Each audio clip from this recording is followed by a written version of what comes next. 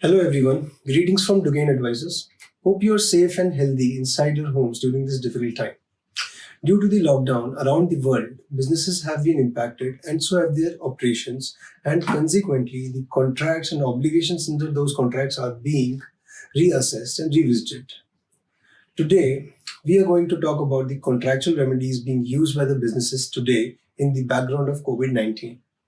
Negotiation, clauses of force majeure and doctrine of frustration are majorly being used by the businesses around the world in these times.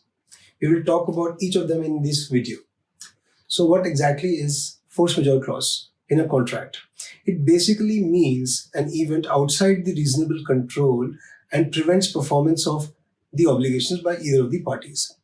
A typical force majeure clause lists out the following. Firstly, events and circumstances which qualifies as force majeure, for example, an act of God, war, etc. Secondly, the conditions or obligations for invoking the force majeure clause. Example, 30 days notice to the opposite party.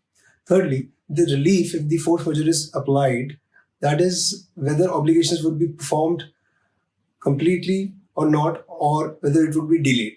The Ministry of Finance wide Office Memorandum number 1804-2020 PPD has declared that the disruption of the supply chain due to the coronavirus in China or any other country will be covered in the force majeure clause due to a natural calamity. So the government of India considers coronavirus as a natural calamity, be it a contract with a Chinese company or with an Indian company, and it may be invoked wherever considered appropriate following the due procedure, which includes giving a notice to the other party before the lockdown ends and any other clauses or any other conditions that may be stated in the force majeure clause.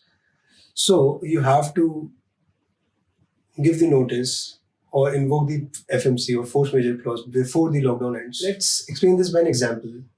For example, a private limited company has given a contract to a media company for organizing an event and has given an advance of say 5 lakh rupees, and that contract is having a force majeure clause which states that in the event of a natural calamity, the contract stands repudiated.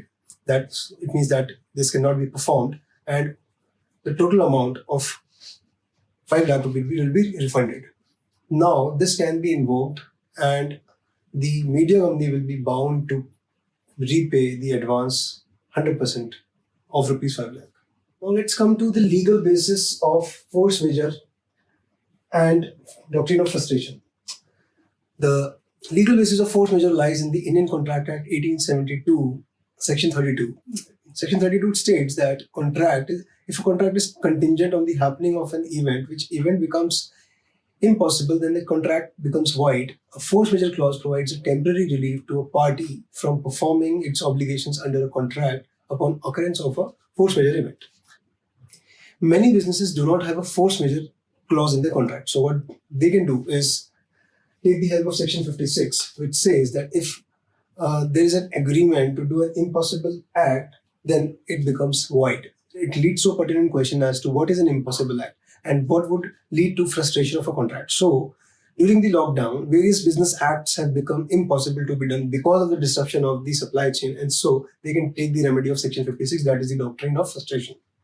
So many businesses are either invoking force majeure clause or the doctrine of frustration, but considering the market situation, the third remedy that should be taken at first as the primary measure is negotiation or renegotiation of the contracts and mutual bearing of the cost.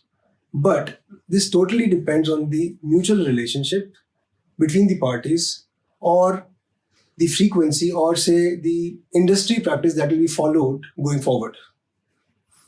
Let me state a few examples of how force majeure clause are being invoked by companies during the lockdown.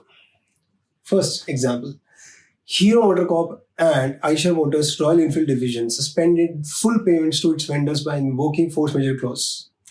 Shops in Select City Walk Mall in Delhi have invoked force majeure to claim relief from paying rent for the lockdown period. The country's two largest private airports, Delhi and Mumbai Airport, are taking different routes to seek a waiver from the revenue sharing payment to the Airport Authority of India AAI, the AAI has not yet agreed to the waiver and not yet allowed the force majeure clause, but instead asked the two entities to defer the payment by 3 months. So they are resorting to renegotiations. They have not admitted to the force majeure clause. Another example, OYO has invoked force majeure clause to suspend the monthly benchmark payments, the minimum payments to the hotels by giving a notice stating that the force majeure event shall be effective from March 12, 2020, and that it is regularly reviewing the position and will communicate when the force majeure or the COVID-19 situation has ceased, and it will be able to resume the performance. So they have made this force majeure event indefinite according to their contracts. Another example, Indian refinery HPCL, Hindustan Petroleum Corp Limited, has issued force majeure notice to the Iraqi oil marketing companies SOMO to cancel the 2 oil cargoes as the local fuel demand is totally hit by the lockdown.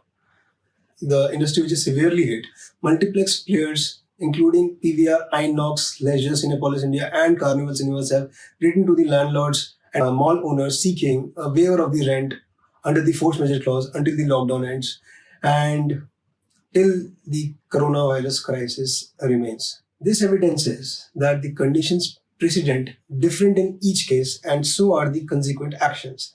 The force majeure applicability is to be assessed from the contract. A relevant example of this where force majeure could not be invoked against commercial complexes owned by a private equity firm like Capital and India Brookfield Asset Management, because clients continue to use the data center and the servers to operate the workforce from home.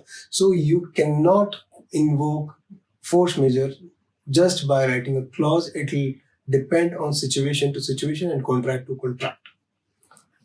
My counterpart has just dealt with what the major legal provisions in respect of force majeure is. A few examples are also given in respect of what has already taken place in the Indian scenario and otherwise. Now I'm here to deal with first, what exactly are the kind of provisions when you talk about a force majeure clause in a contract? One, definition of a force majeure event. Second, when the event will occur. So what is the initial action? Like for example, a 30 days notice to the opposite party. Third, remedies available. Now these remedies could be as under section 32, when we talked about enforcement, section 56, or under section 65 also, which was about restitution, where in case if you would have paid any advance and the act itself becomes impossible, the advance could be returned and you come back to the same stage, which was prior to entering into the contract. Now, while all of this is being discussed, there are certain obligations of the parties as well. They need to issue notice to each other. They need to decide what is better for the organization. And while you're dealing with the remedies also, you need to understand that there may be certain remedies which are available to you right from the contract that you're entering into, and some remedies which may be available to you by virtue of the law under which that particular contract has been entered into. Further, there may be an option of always undertaking a civil remedy as well. While you're dealing with what remedies you have or what remedies you can invoke, let's even understand what is the threefold criteria to constitute a force majeure event. The first being event beyond the reasonable control of the parties concerned. Now, it should not be that I say it is beyond my control and the other one says, no, it is possible the other way around. Then it is not beyond my control and it is not a force majeure event. Secondly, performance should have been prevented, impeded, or hindered by any situation. Third, reasonable steps should have been taken to either avoid or mitigate the risk that would follow. If I would not have taken either of these steps or either of these criteria are not ticked off, then it is not a force majeure event. Now, if we take a few examples of what a force majeure event could be, apart from the live examples that have already been discussed. One could be riots, the other could be earthquake, another one could be a tsunami. There could be a situation where, apart from these, you have a pandemic within the wording of the clause, and you may not have it within the clause as well. At that point of time, what is important is you see the language and the drafting of the clause. How it has been drafted would make the most impact. While certain times a catch-all phrase is not there to make it closed-ended, certain times you also have a catch-all phrase. At the end, in this particular defining clause as to what constitutes that event. Now, what is this catch-all phrase? A catch-all phrase could be something like, or any other act beyond the reasonable control of either of the parties. If that is there, a pandemic is covered, and so would be a COVID-19. Even the government has wired its office memorandum, stated COVID-19 to be a force majeure. Now, while we are seeing all of these remedies, you have to utilize this particular time period within the lockdown to assess by reading, rereading, and double, triple reading your contracts from your vendors as well as from your suppliers and assessing where you need to take an action. And take that action by issuing notice within the time of the lockdown. If you do it later, it does not have an effect. With that, we sign off. In case of any queries, please put it down in the comment section below this video.